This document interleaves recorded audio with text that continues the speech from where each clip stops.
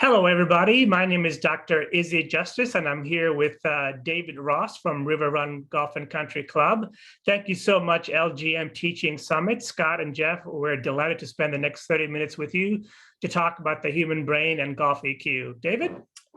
Good afternoon, everyone. My name is David Ross. I'm the Director of Instruction at River Run Golf and Country Club in Davidson, North Carolina.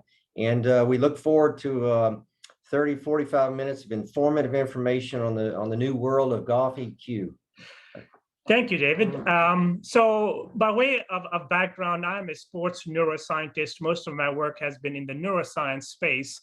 And I'm just delighted to be able to share some very cutting edge research in terms of how the brain works, the role that it plays in performance in life, but specifically towards golf. So let's get right into it off the get-go over here. When my phone rings, and David and I have collaborated over 20 plus years now, when my phone rings, my text messages blow up, people are usually calling me or someone like me for two things. Number one, they're saying, Doc, how can I become mentally stronger? I know if I want to become a better putter, I can go work on my putting, some putting aids, some putting drills, short game, same thing, full game to talk to people like you, find instructors like you all. Like, I know to improve different parts of my game, but what am I supposed to be doing so that I can become mentally stronger? And we're going to give you an answer to that question. And then probably the second most common question I get is, how do I recover from a bad shot, a bad play, a bad hole, a bad swing, those kinds of things. I'm sure all of you have seen all of that. So where I'd like to start is, I often ask people, hey, when you were playing your best, that stretch of 18 holes, that one round that you had where you were playing your absolute best, like, describe that to me. What were you feeling? And I have asked that question of coaches and athletes in many, many, many different sports, because I work with athletes and coaches in other sports. And believe it or not, irrespective of the sport, they give me the same answer. And it's something to do with what you're seeing on the screen there. I was focused, I was calm, I was relaxed, I was slow, all those kinds of things. That's right. If you notice about what these descriptions have in common, number one, they're all cognitive. Nobody has an amazing round of golf and says, oh, my swing was perfect, or my backswing was perfect, or my club path was perfect, or my ball striking was perfect. That seemed to be something that kind of happened as a result of it. But it's always, it's always something mental. And one of the big sort of ahas is, it's not a secret. Let's not make it a secret of what the attributes are when you're playing your best. And in every sport, in every circumstance, it is something mental. It is something that you're thinking or feeling, or not thinking and not feeling. So let's go there. Let's try to understand the brain better. One of the questions that I ask people is, hey, if you can describe your shoes better than your brain, well, then you're underperforming. Most people cannot describe their brain other than it's right there kind of thing. So learning about the brain, just like you would learn about your golf clubs or your shoes or your clothes or the hat that you like, it should be a big part of performance. And that's what I'm going to talk to you about, is go very deep into how the brain works. So let me go through just a couple of slides, and then I'm going to have David chime in over here. So one of the things that we have learned is that muscles have no memory. The muscles that we have, our shoulders, our torso, our legs, our hips, our arms, those are all like soldiers. They execute the command, but they don't make decisions. Every decision is made in the human brain. And the memory, the skills that we have, they're stored in these little things called neurons. They're like cars on a road. And then the road with which those neurons, the skill, the memory travels from the brain to the muscles is through the nervous system. So the brain controls every sequence in target sport. So if I'm shooting a basketball, I go back and then I throw it forward. If I'm playing golf, I go to my backswing, then I go to my forward swing. So it is a sequence in terms of what the muscles actually control. The second thing that the brain controls is force. So if I'm hitting a putt, again, muscles execute that, but they don't create that. So that signal has to come from the brain. And then the last thing that the brain controls is your ability to hold the target. Golf is one of those rare sports in all of target sports where your eyes are not on the target when you're hitting the ball. A basketball player, their eyes are locked on the hoop when they shoot it. A football player, their eyes are locked on their target when they throw it. But in golf, your eyes are kind of down over here. You're looking down at the ball, but the target is way over there on the fairway or on the green or the hole or the line that you want to hit. So this is sort of, new findings that we have discovered that the brain controls this. Now, here's the problem. The brain controls these three things in only a certain electrical function, meaning the brain has electricity. When the electricity is very high, which means there are lots of cars that are going in your head, something in these three or all three is going to be off. So when your brain waves are very high, boom, there in hertz, that means something in your sequence is going to be off, or you're going to hit the putt or the shot or the shot harder or softer than you intend to, or you'll be over the ball and you'll even forget where you want to hit the ball. Do you have any thoughts over here, Dave? Yes, it's quite interesting when you consider the impact of EQ and how the brain controls all the neuromuscular functions that's needed to perform a golf shot. Having taught for more than 40 years, spent most of my time with the physical side, training the skills, through swing technique, through digging it out of the dirt, as we used to say. And I've always, tried to impart these truths and wisdoms to my players through that physical approach of things. Now, having learned and worked with Dr. Justice the past few years, realizing how much the brain controls these signals, that controls the muscle sequence, the force, holding the target. There's been several times in working with players where working on, let's say short game, working on a specific shot, you're trying to teach them to execute, where the sequence was either off or mostly the force, how hard to hit the shot to impart the correct spin. I would always approach it from the physical standpoint. How do we change the technique? How do we change impact alignments to try to create the necessary spin or force to hit this specific shot? When all along I needed to step back, having gained this knowledge now and these truths, didn't realize that it was the brain that was, the signals were, the highway was just simply too jammed with thought. That they actually, they had the skill, they possessed the skill to perform this, but there just wasn't a signal getting from the brain to the muscles to execute these things. That's exactly right. So let's dig a little bit deeper into what David just said. I want you to imagine, and this is the best metaphor that I have come with, mostly because it's really good, but two, it's actually fairly accurate. I want you to imagine that your brain is a big highway interstate system. That is actually true. There are all these neural pathways, the roads in which those cars, those neurons that carry your skill, that carry the message so that it's the right sequence, it's the right force, and you can hold the target. Those are carried in cars, if you would. It's not really a car, it's a neuron. When you are calm, that means the brain frequency is very, very low. That means there isn't a lot of traffic in your brain. If there's no traffic in your brain, then the 5 doors to your brain are fully open. These are your 5 senses. That means you can sense the wind. You can feel where the ground is in terms of the lie of the ball. You can hear things. Your memory can go and remember similar shots. In other words, when your brain is green, and that is a real brain that you see over there, that's an actual human brain. It is a scan. It is a heat scan because there's heat in the brain. When your brain is green, a golfer is at 80% of their capability. That means their sequencing is going to be the way that they trained. They're going to apply the force that they intend to.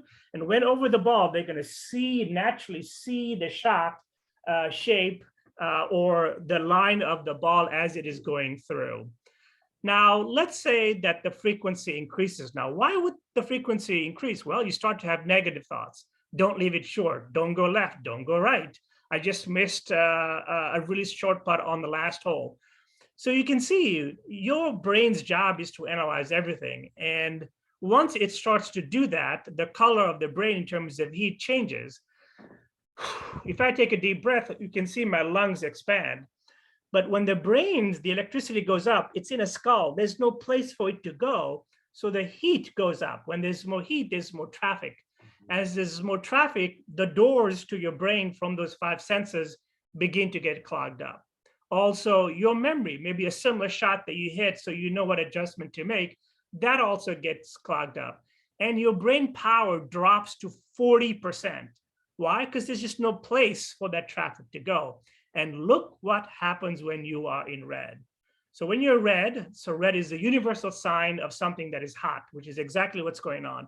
That's why the hair goes up in the back of our neck. That's why we feel tension in our shoulders, because the electricity is just vibrating so close to this source over here. At 5, when you are red, your brain is at 5%. That means all of the good memories that you have are not going to be retrieved by your own brain because there's just so much traffic. You're not going to remember what adjustment to make. You're not going to remember exactly what the right sequencing and the right force. You're going to, something in your golf swing is guaranteed to be off. You'll transition too fast. Your hips will fly off. So no amount of golf instruction when somebody is red is going to work, because all those skills, the lessons that they got from very, very good instructors like you all, they're stored in the brain. Well, they have to retrieve it. They have to remember, oh, I got to go over here, or I got to do this, or I got to do that. And when you're red, the brain can simply not do that. Let me go through 2 more slides, and then David, I'll have you comment. This is a picture most people have never seen, but this is the highway system where those cars travel to your muscles. So you can imagine if their cars are traveling very high, then something in your sequence is going to be off, which should clog your eyes. You won't be able to visualize things where you want the ball to go. But that right there is what you're seeing in this picture, which is a real human being. That is all of neuromuscular function. That is the highway system in which those cars that I was just telling you about travel. So let's go back again here. So let me give you some analysis of what those brain waves are like. We can measure them, and I'm actually going to show you some videos where we have measured them. But these 2 brain waves, alpha and theta, these are your green brain waves. When you have these brain waves, things are good. You're going to hit the ball the way that you have learned how to hit the ball. When you go into beta, you're now in yellow, and when you're in gamma, you're in red. And you can see some of the general thoughts that are associated with that condition. And now let's come to a point, and this is where I'll pause and have Mr. Ross over here comment. But you know, it's very, very hard to understand how the brain works. So we have made it very simple. All people need to know is that a person is either green, yellow, or red. If they're green, they're in a zone. They're calm, they're relaxed, they're focused, they're easy. They can see things. The whole field's big. Everything is effortless. We're not in the green zone very often. If you're red, it's the opposite. You're mad, you're hot, there's nothing, you can't remember anything, you want to leave the golf course. And most of us are yellow most of the time. It's very important as a golf instructor to have a simple language. If you just have 3 colors, as opposed to, is he nervous? Is he anxious? Is he annoyed? Is he mad? Is he angry? Is he happy? All these old labels we've been using most of our lives, they're not accurate. Our wonderful Bronze Age ancestors, they came up with these labels, but none of us took a class on them. We didn't agree to what they mean. 2 people can say that they're angry and they could mean the same thing, or they could mean something completely different. But it doesn't matter. If you are yellow, you know, okay, what do I need to do to get to green? If you're red, what do I have to do to get to green? So everything starts with language, a language that is more accurate, that depicts the power of your brain, 40%, 80%, 5%, so that you can make it easy to make adjustments. Yeah, that's exactly right, Dr. Justice. One of the things that's most beneficial in improving your EQ intellect is learning the green, yellow, red. It helps you relate to the student and to yourself as well. What emotional state am I in? And to me, it all starts first with me, the instructor, me, the person. I've got to be able to read my emotional temperature throughout the day and be really aware of where I am, green, yellow, or red, because I've got to make adjustments from my own standpoint and able for me to get the message across to my student, to be able to read them correctly. Where's my student? So first, it starts with me understanding where I am as an instructor, so my skills can come forth to present the correct message, to be able to pull off of memories or past experiences. Whether you've worked with that player before or not, you can draw off past experiences or successes to get them back to green. Second, it starts with you being able to read the emotional state of your player, your players. Sometimes this takes place in a clinic setting, which is even more challenging. You might have one player in green, two players in yellow and you've got someone over there on the side in red. How do you get everyone, the circle the wagons and get everyone back to green? You've got to be a little agile on your feet from an emotional standpoint to be able to get the troops together. But reading your player, reading your student at the time is very important. If they're yellow, then you've got to make some adjustments to get them to green, whether it be, macro focusing, something like, what a great day today. It's 75 degrees, no better place to be on the golf course than today. It's something to sort of get them to green. I had a situation this past week where I had a player, it's a reoccurring student. I have lessons with him once a week. And it started off pretty good, but then again, things went downhill quickly because I could tell early on he was yellow, and I tried a couple of things and started hitting balls faster. And from a skill standpoint, it was going downhill. So I simply took the club out of his hand, sort of cleaned the grooves out, just talking to him a little bit. I know he was going to Scotland this summer, and I started talking about, where are you going? What courses are you going to play? The Opens at St. Andrews. Are you going to the Open? Anyway, what I did is I slowed him down. I just got his mind off of the situation, the skill, if you will, the physical part, and we just talked. We slowed things down. He wasn't aware of this, but I was, in essence, trying to macro focus and get him back to green. And before long, we started again. We changed clubs, as a matter of fact, and started again. And the session, ended up really quite well. So that's just an example of how you've got to read the student, the player at the time. You've got to use your EQ skills to get the player back to green so they can hear your message. They can receive. They can imprint these fields, these changes that you're trying to introduce to them. That's right. And we're going to show you several videos right now, but just remember, if you are coaching somebody that you sense is red, just remember their brain is at about 5%. You could be the most eloquent coach in the world. You could have the best tip in the whole world. Their brain cannot receive that message, right? Because number one, their ears, everything, all the messages going from their ears to their brain, the traffic is so high, it's got no place to go to be processed in the manner that you, as an instructor, intend to. Even yellow, which is where most people are normally, yellow is normal, that's at 40%. So you are better off taking a few minutes to get them to green, the way that Mr. Ross just told you, and many other techniques. And you have to say probably 80 to 90% less words, because a green brain, which is at 80%, will take those fewer words that you have and process it in the manner that you want. And I'm going to show you real examples. Now, the only way that a brain could be measured, the brain waves, it used to be that this was it. You had to go to a doctor's office. You had to sit down in a chair and have like 50 wires coming out of your head. Well, there have been some game-changing devices that have been invented.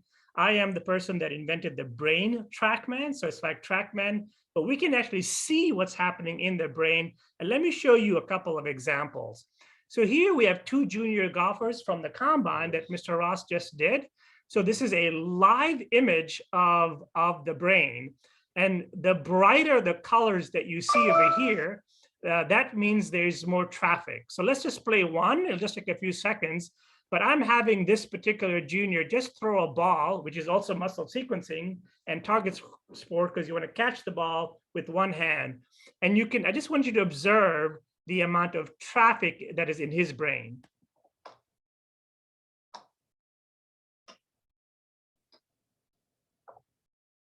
Okay. So you see that brain over there. He's just taking a ball and throwing it up and catching it. Look at just how much effort his brain is spending. And what I told Mr. Ross was that the problem with this junior golfer is not golf. It is way off of golf. This particular golfer, his instructions needs to be very, very minimal. There should be no lesson for this golfer that should be more than 10 or 15 minutes. Why? Because his brain cannot absorb it. You're wasting your time and he's wasting his time. Number two, most of the coaching that he needs to do is probably out on the golf course. Why? Because a golf course is 18 different geospatial locations. The diversity of the stimuli in his brain will force him to pay much more attention. So the technique that you would use for someone like this And I did this in about 5 minutes or less. And then when I told Mr. Ross, and I said, this is what I see, and he said, well, that's exactly who he is.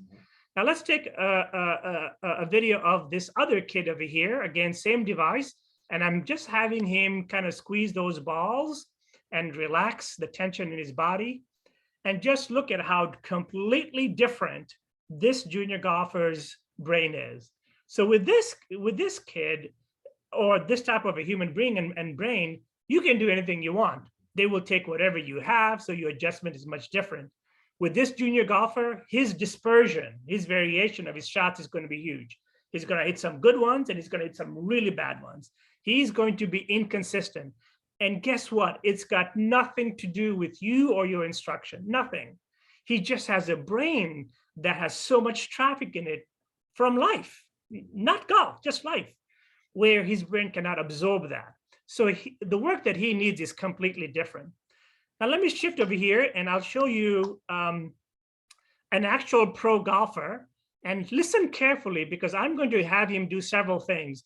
There's about a 1 second delay and this is the power of the brain TrackMan, is we can give you specific things to do that are related to your brain because we're not guessing. So take a listen as I have him try to make about a 7-foot putt in my putting studio.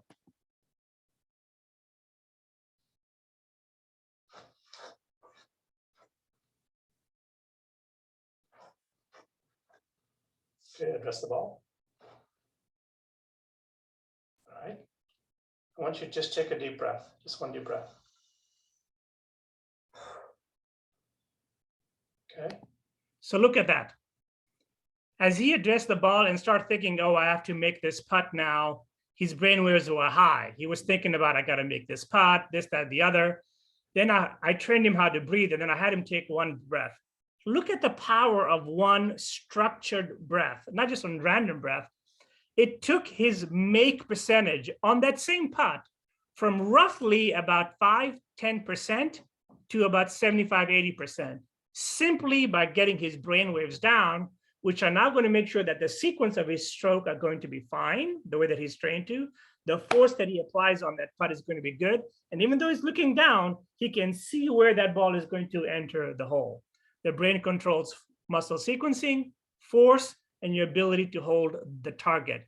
Now, I have him do 2 other things, so let me just share those with you too. So we're going to go back. Okay, address the ball. So here's the breath work again. All right. I want you to just take a deep breath, just one deep breath. All right, now here's the second instruction. I just want you to, without squeezing the grip of the putter, just use your fingers, just feel the tension in your putter grip.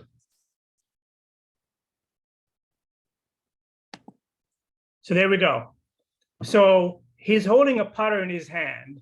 By me asking him to gently feel the grip, now his sense, his feel is sending a message to his brain. And that message is now shutting off the other thoughts. I got to make this. Don't leave it short. Don't hit it too hard. By choosing to feel that grip, all those high frequency thoughts have gone down because he has replaced it with a feel right before he is about to hit that putt. So you saw how his brain waves were high when I was talking to him. For him to have hit that putt when there was so much traffic, when it was yellow and red, would probably have been about 5–10% in terms of making this putt. But by feeling it, he's almost guaranteed to make this putt. So let me just keep going over here and we're almost done. So this is what we'd like to leave you with. What is the definition of mental strength? Remember, we said at the beginning, people come to us for 2 things. How do I train for mental strength? And then number 2, how do I make an adjustment after a bad shot?